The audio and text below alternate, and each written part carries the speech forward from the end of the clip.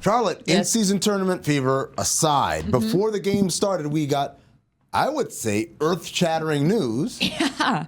Marc Cuban has agreed to sell a majority stake in the Dallas Mavericks in one of the most unconventional transactions ever.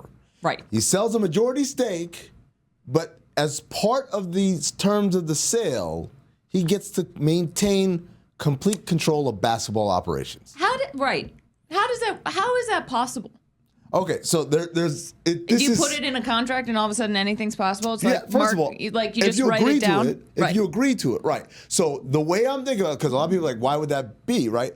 He doesn't want to run marketing. He doesn't want to run the business. He just wants to do the basketball part of it, which is obviously the most fun part about owning a team, right?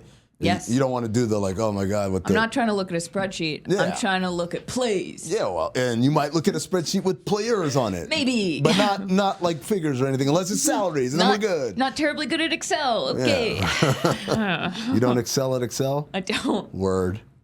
Oh.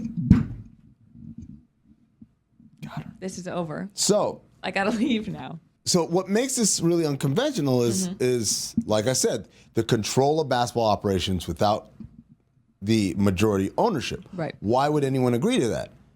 I think, I'm not certain, I know David Sampson has posited that the full details are not out, so probably what it is a transition thing over the span of however many years. Sure. But I think the other explanation would be if the Elhassan family, who bought the team, are literally buying it just as an investment. Well, that's what I was thinking, because you've got Sheldon Adelson, who died 2021. He was a big Republican donor. Yeah. He sort of puppeted a bunch of super PACs and stuff. He owned the Las Vegas Review. Miriam, his widow. She is now the one in control with her son-in-law of this trust or fund or whatever. And I was like, maybe she loves basketball. That's possible. The only thing I can think of is if real estate feels like it's getting weird, aside from her loving basketball, if real estate feels like it's getting weird, it's like, okay, well, what's something that will definitely appreciate and value? A sports team, let's park it there. Right. See, to me, if you love basketball, you don't do this deal. Right. Like, if you love basketball, like, it would be like, hey, I want to buy this new Fisher-Price toy set. I'm never going to actually play with it. I'm going to leave it here and let someone else play with it. Like that. So that part doesn't make sense to me unless it is exactly the other part that you said, which is it's just a store of value. Right. Now, here's the messed up part. What? All right.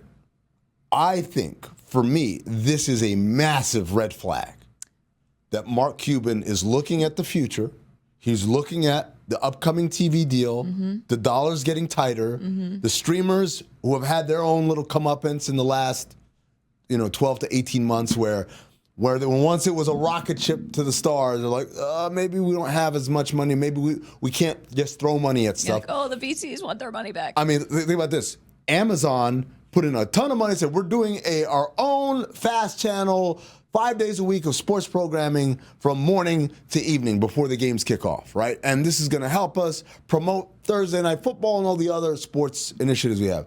And within a year, that's shuttered. Yeah. So that whole streaming money that everyone's been talking about for years, like, when this next TV deal's up, it doesn't even matter if Disney and Turner aren't ponying up. Amazon and Netflix are going to come in and just dump billions of dollars. That's not been the case.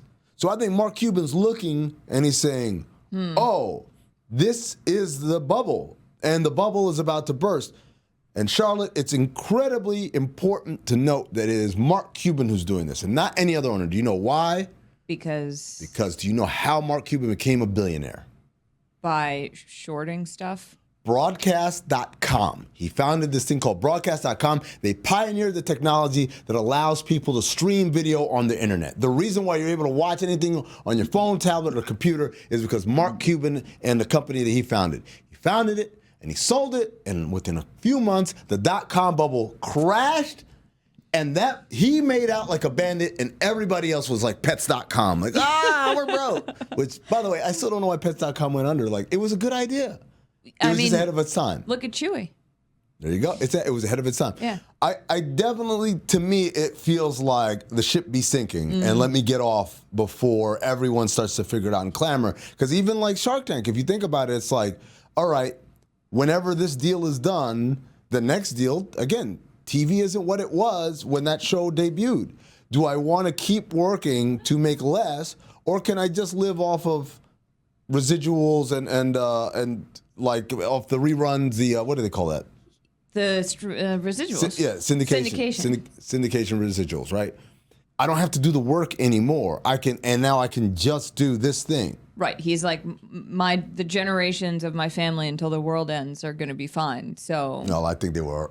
Spoiler alert. No, I think the Cuban family was going to be fine. But that's what I mean. It's like at a certain point, he's decided where his threshold is, perhaps, unless there's the next thing he's going to get into that we don't know yet. But oh man, are we on the ship?